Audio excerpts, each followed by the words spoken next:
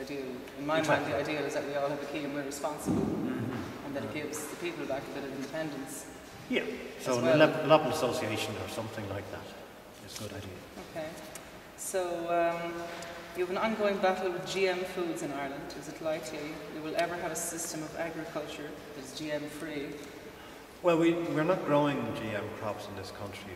What we do have to take account of, though, is that because our livestock is mainly grass-fed, but the breeds that we have require a certain amount of supplemental feeding, and we don't grow enough.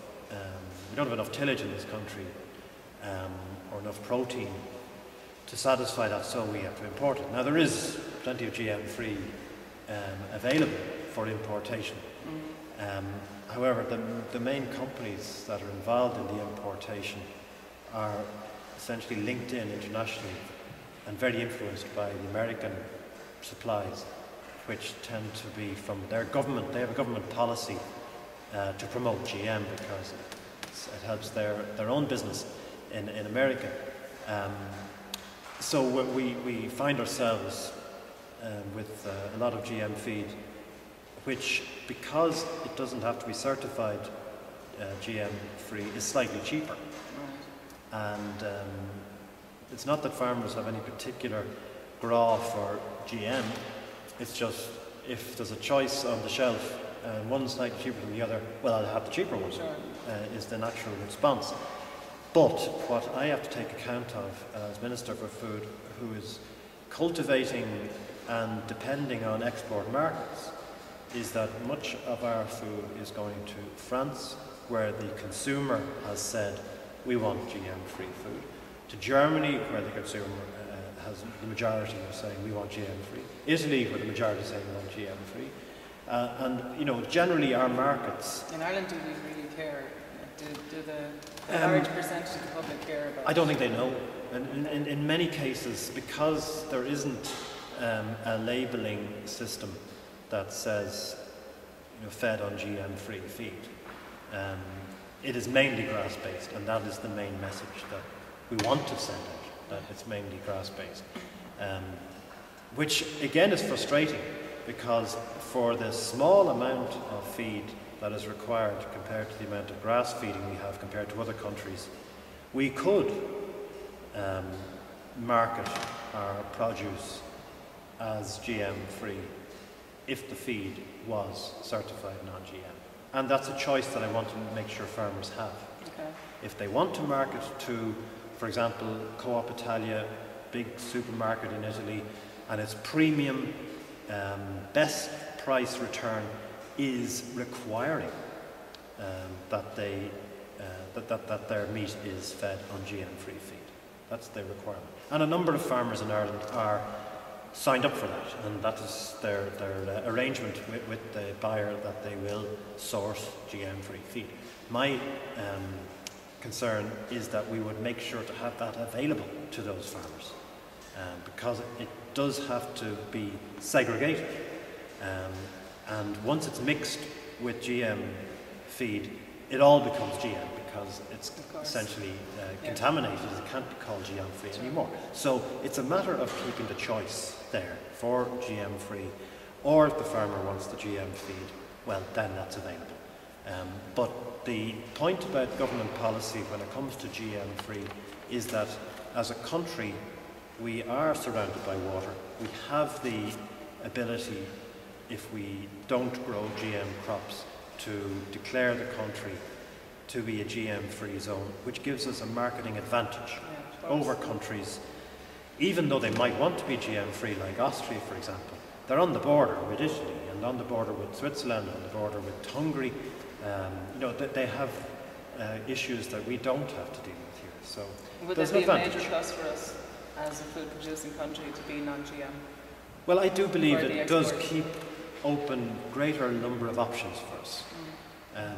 Particularly as Germany, for example, is now bringing in a logo, their own GM-free label, and their pig meat, which is fed GM-free, is going to be displaying a logo that says it is GM-free fed. France wants to bring in a similar logo.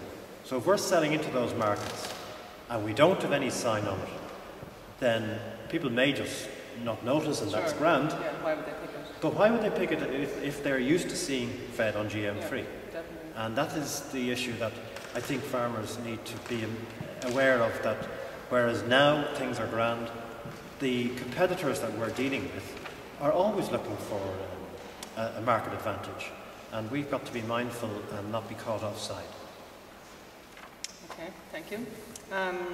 What are your own targets in organics? Do you have a game plan for the next 12 months? Very much so, yes. And the programme for government has given the general target, which is to have essentially from when we came in over a 500% increase in the amount of agricultural land which is certified organic by 2012. Now, that's quite ambitious, but we are coming from a very low base. So I do feel we have an obligation to at least match the average in Europe. And the average in Europe is around 4 to 5%, and so our target is 5% by 2012, coming from less than 1%. We're now up around 1.2%. The market is growing quite substantially. It's 124 million euros worth is the Irish market for organic produce.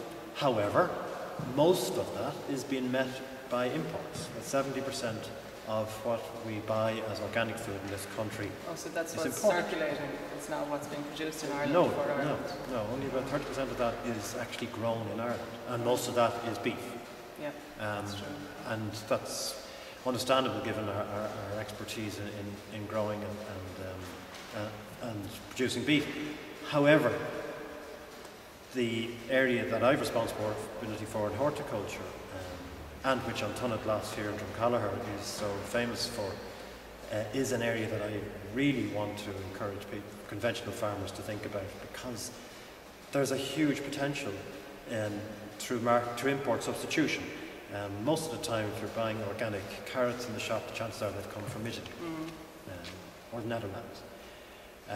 Countries that are more intensive in terms of their agriculture than us, so we should be able to produce here. So you want the farmers to be growing their own crops organically? Yes, yes. I think that, you see, there's a premium as well, and it gives us a great marketing opportunity.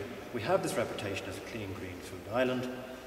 If we're able to declare that it's certified organic, then that means there's an even greater marketing opportunity. And it's good for people because they want to buy it. There's obviously a demand there. So, I mean, if you want to make a living out of farming, organic farming gives you a higher return and greater job, I suppose, security. Sure, I know, for example, growing oats, I mean, you get 3 times the amount for growing organic oats, and flavins, I think they can only get 25 to 40% of all the organic oats that they need from Ireland. They have to import the rest from the UK. Yeah. So there are opportunities to grow stuff, but most people's main gripe is the financial incentives, say, to grow organically versus, say, having cattle or other things. Well, that shouldn't be a gripe or an excuse. No, because the levels of support are higher in Ireland than they are pretty much anywhere else in Europe. Yeah. Okay. I won't put that bit in. They really want to know what supports are there for the small organic producer, financial or otherwise. Well, they're quite significant. And while the producer is in conversion, they get double the payment than they get when they are fully certified, to give people the extra incentive to go organic, because once you're certified you get a premium. It could be 10%, 20% on the conventional price, recognising that it is generally more labour intensive and requires standard that is more onerous perhaps than the conventional system. But when you're in conversion and I'm a grower, very small grower now I might add, but I'm in conversion at the moment, so